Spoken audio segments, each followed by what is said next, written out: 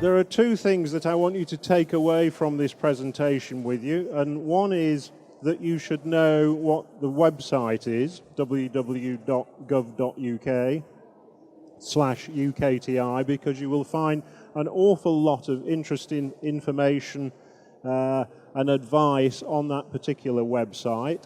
And the second thing that I hope you will take away is that you need to be aware of who your ITA is, who your International Trade Advisor is, because that person will be the link between you and the websites. And the reason why you need an ITA is that because there are an awful lot of services provided by UKTI. Far too many to know in detail, and I don't expect you to read those, it's just there so that you can see how many there are. But your ITA will know which of those is important for you to be doing at any particular time. That's right, guys, isn't it? Yeah, absolutely.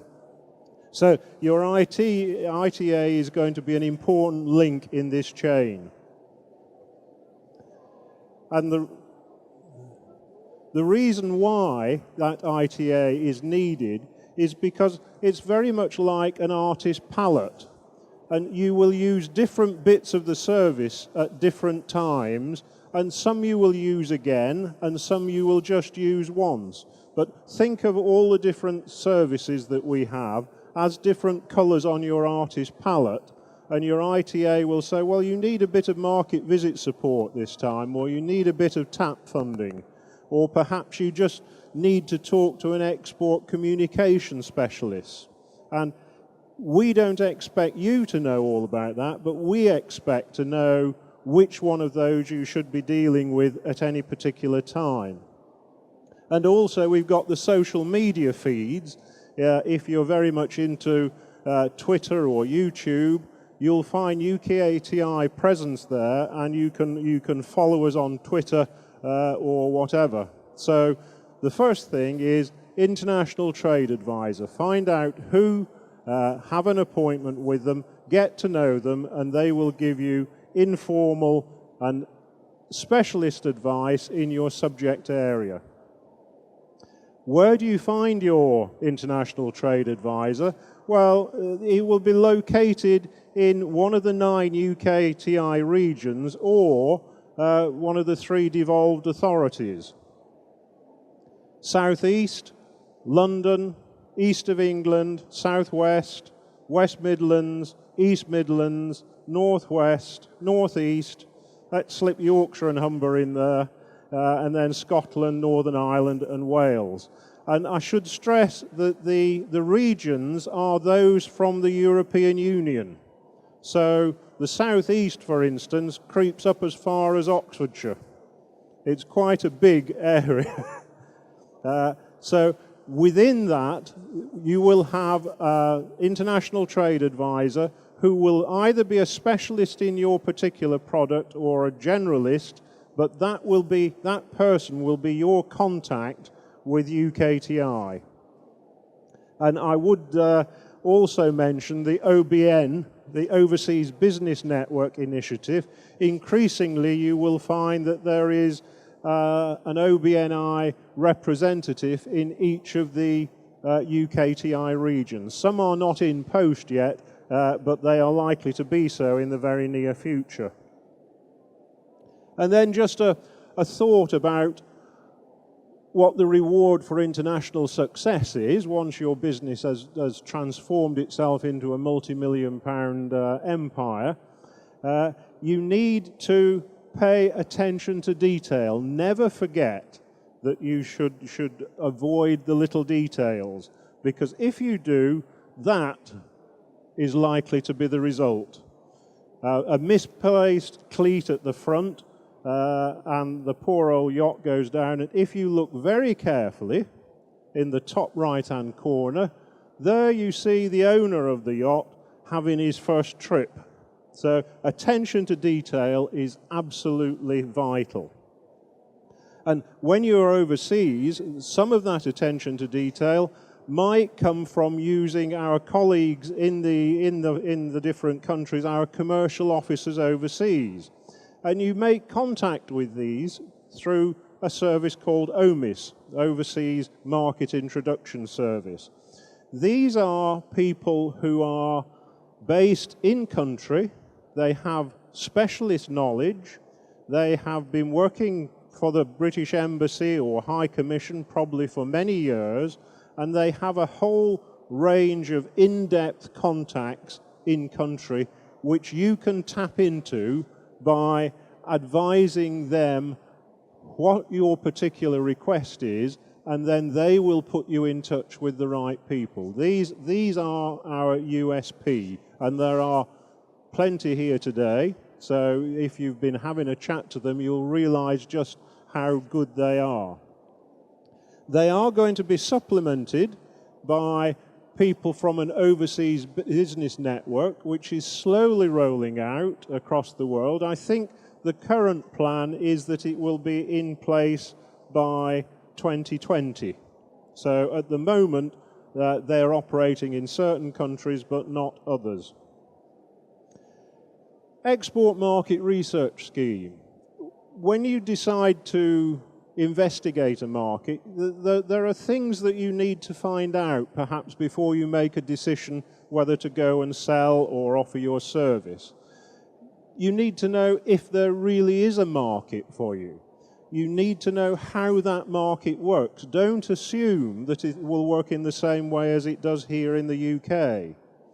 You need to know whether you're going to be hit by extreme import taxes, for instance, if you're sending luxury goods into Brazil, that will make your product uncompetitive. And you need to know who are your competitors. Are they other international suppliers or are they local? Will they have an advantage over you? How are you going to cope with the difference between local people, international people, and so forth? And ultimately, you have to make a decision as to whether or not it's going to be profitable. And the Export Marketing Research Scheme enables you to do that at the moment with some sort of grant towards the costs. Usually they work out about 50% of the costs of undertaking market research will be met by the government, providing it is genuine research. You can't go on a sales mission and expect to get funded for that. But if you are going for the research part, then definitely it is worth applying. And again, your ITA will know who you should apply to and when to apply and to make sure that it happens. And the reason why you're doing it, remember, is to test what you understand and know about a market. Because you might think that in terms of moving kit and export materials around the world, that they go in rather nice evergreen container trucks. So that's what you think is going to happen. That's the concept, but the reality is very often more like that. So you do need to go in country and do your export market research so that you understand what you're letting yourself in for. A bit of money spent at this time can really make the difference as to whether or not a project is successful. Another valuable service that we offer is the Export Communication Review, where a specialist will look at your material, whether it's written or whether it's your website, and will talk to you about who you are trying to reach. Are you, for instance, trying to reach a 16-year-old Mexican student, or are you trying to reach a 70-year-old Mexican pensioner? Because the language that you use in your material will be different.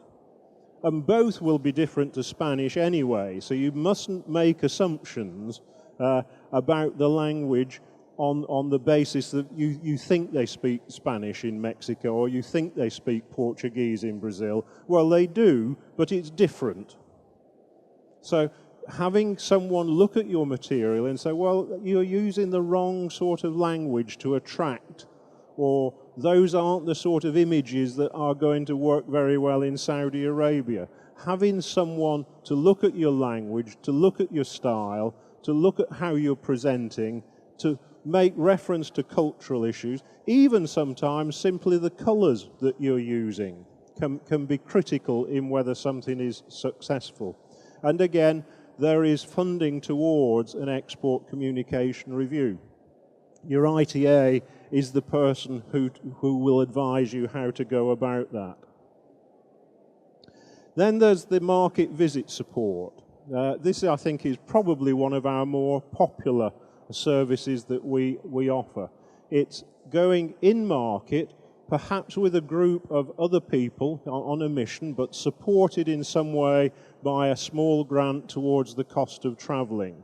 And I think the market visit support will grow out of your discussion with an ITA who will suggest that perhaps you ought to go to a particular country and have a look, to meet with some people, maybe go as part of a mission. And missions are particularly valuable because they raise your profile. Usually if you've got a mission going into market, a couple of weeks before you arrive, there will have been a lot of publicity.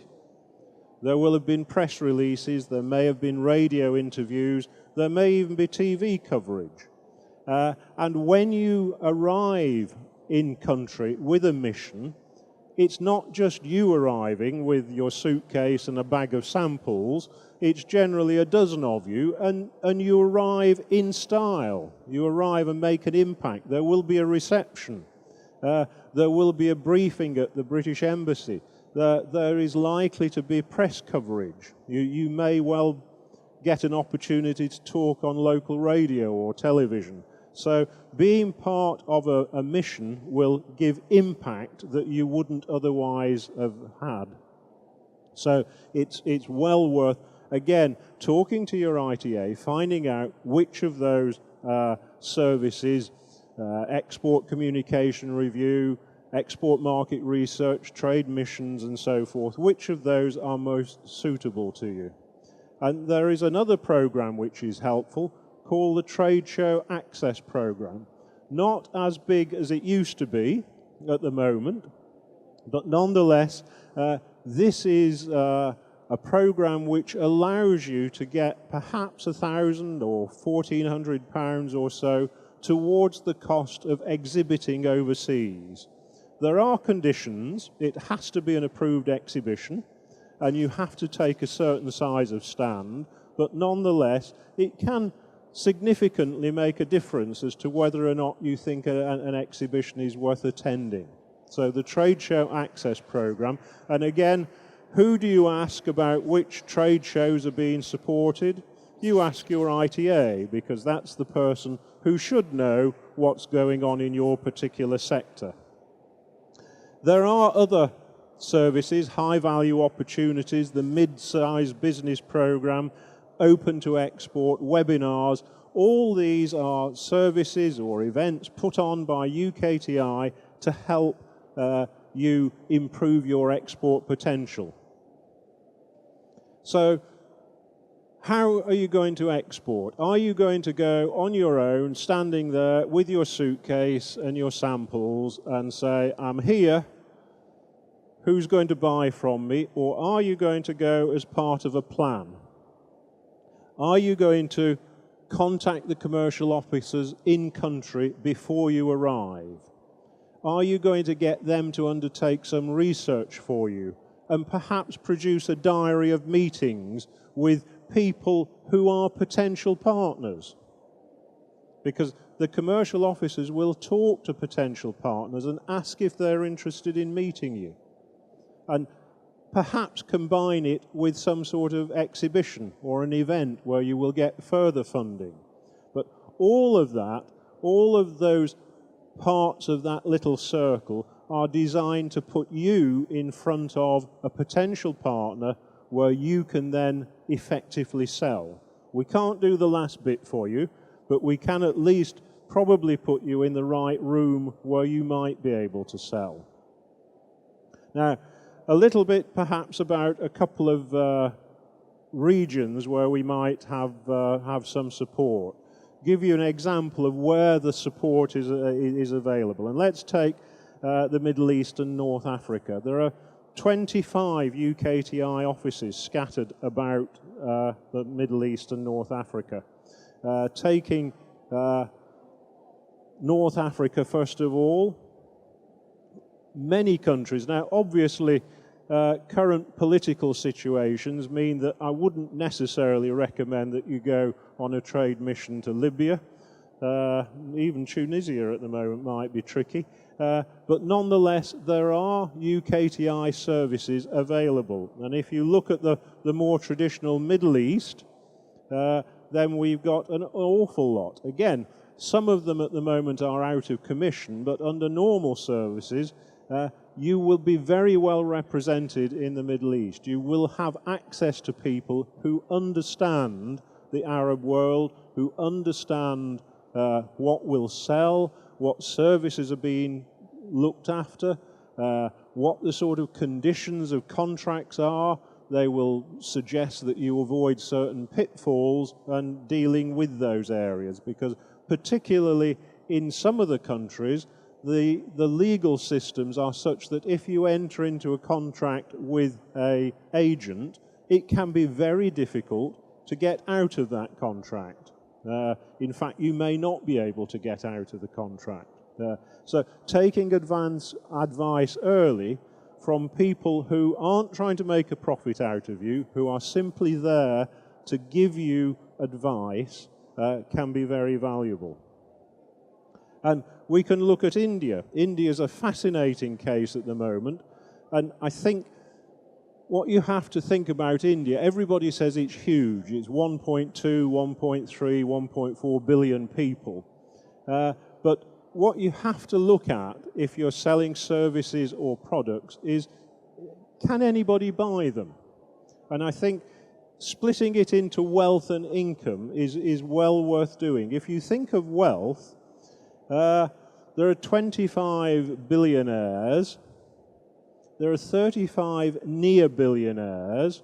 There are 1,000 ultra-high net worth individuals who have more than 10 million or so tucked away. And there's a group called loaded higher net worth individuals. You're looking at something like 170,000 people who have a lot of money to spend. Now, this is from the Credit Suisse report, and they reckon that those numbers are underestimated, because these are people that they can identify have that sort of wealth. And they think that there's at least as many again who have their assets tucked away where Credit Suisse can't find them. So you're looking at maybe 250,000 people who are exceedingly wealthy. And that perhaps is why at the New Delhi Motor Show last autumn, Mercedes-Benz sold 125 S600s in 12 days. Now, that is serious wealth. So if your product is in that sort of category, there are people there to buy it. But increasingly, there's another huge middle class arriving in India who don't have wealth, but they do have income. And they like to demonstrate to their neighbours that they've got income, and therefore they will buy. Now, if I asked you to take a guess at how many two-wheel scooters and motorbikes were sold in India in November, what sort of figure would you come up with? Somebody just throw a figure out. It's how many two-wheel motorcycles, scooters, did they sell in India in November? 1.4 million. 1.4 million two-wheel scooters and motorbikes in 1 month. Now, when I saw that figure, I didn't believe it. I had to go back and look at the research, and even then I had to go back, and even then I had to go back and thought, how can they sell? But those are the people who are earning money now. And the two-wheeler is the first step on that ladder towards being middle class, because as everybody knows, a two-wheeler in India is the family vehicle.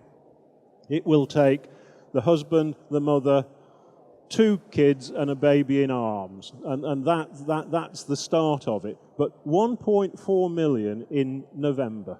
So think of all the crash helmets, the gloves. There's a huge industry associated with that, and it spills out, of course. And it is also a bit of an indication as to why some things are not working in India, but others are. You don't hear much about the retail revolution. You don't see Sainsbury's and Tesco and so forth making a huge success. And in part, it's because of the way the Indian families are organized. A relatively modest Indian middle-class family will have a cook, will have a maid, and will have a driver. So if you've got a maid and a driver and a cook who can go and shop every day at the local store, why would you go out on a Saturday and do a big shop at a supermarket? So things like supermarkets aren't going to work very well just yet. But nonetheless, if you've got a product that is of interest, and generally speaking, if it's selling well in the UK, it's likely to sell well in India, then there is a market, and it will be measured in millions. Where the market is interesting, and what I would suggest is that you forget India as a country, but think of it as 29 separate countries, each one of which is about the size of a European country. So there are 29 states, and each one, population-wise, is similar to a European country, turnover-wise is similar to a European country. Some of them are not very good at the moment.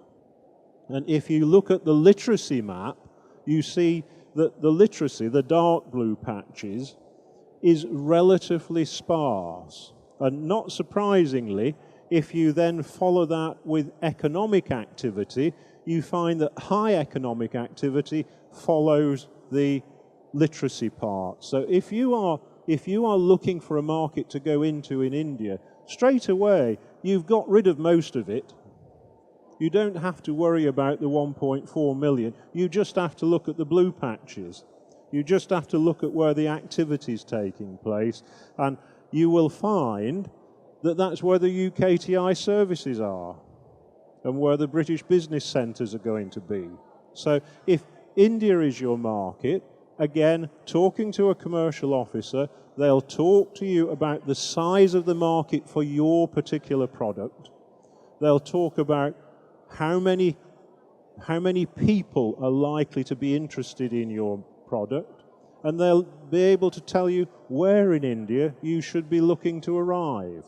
And suddenly, this big problem of how do I tackle India is solved, because you've got a target point and a target audience through the help of your UKTI commercial advisors. Just a few generic principles before I finish. Remember that people do business with people. Ford don't buy from Jaguar.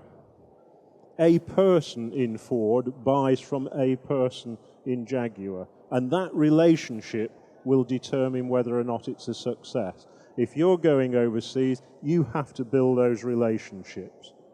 And don't just go and say, I'll sell you this. Find out what their problem is, and then sell them a solution to it, of which your product is part. But they appreciate solutions rather than just a sales pitch. Make the offer clear, especially in the education sector, because if you go and talk about sixth forms, or suitable for sixth forms, or diploma programs, they mean completely different things overseas. So you may have to spend time explaining what your situation is, how your product fits into their system. And it's dependent upon you to do that effort. Don't expect them to try and understand how you fit in. And always be looking to go to the next step. So if you've got a contract with Mr. Smith, find out what Mr. Brown's doing on the next desk, because you might find that you can do a little bit of cross-selling, or you might find that Mr. Smith has a cousin in another country that you can get a referral from. So make use of those introductions to other companies. And you'll find, certainly in the Middle East, that country borders are less significant than family ties. You will find that you're doing business with somebody in Kuwait who works, say, for Saudi Arabia and Texaco, and he says, oh, my cousin works for Qatar Oil, do you want to meet him? And that will be a very effective way of going through the Middle East. In particular, I would suggest that doing business in Jordan, which is quite a small country, is quite a useful route into Saudi Arabia, because often they have family ties, and you may be able to sell into Saudi Arabia without ever having to go there. And you can get visas for Jordan far easier than you can for Saudi Arabia. And finally, you must, overseas, you must deliver what you promise. Because if you have a bad experience, or if a company you're dealing with thinks you've had a bad experience with them, that will spread across the region like wildfire. So you only get the one chance for a good market entry. All the more important why you should therefore research that market entry, make use of the services of our commercial officers wherever they are, take the advice, do the research, do the export communication review, and then plan your entry campaign carefully.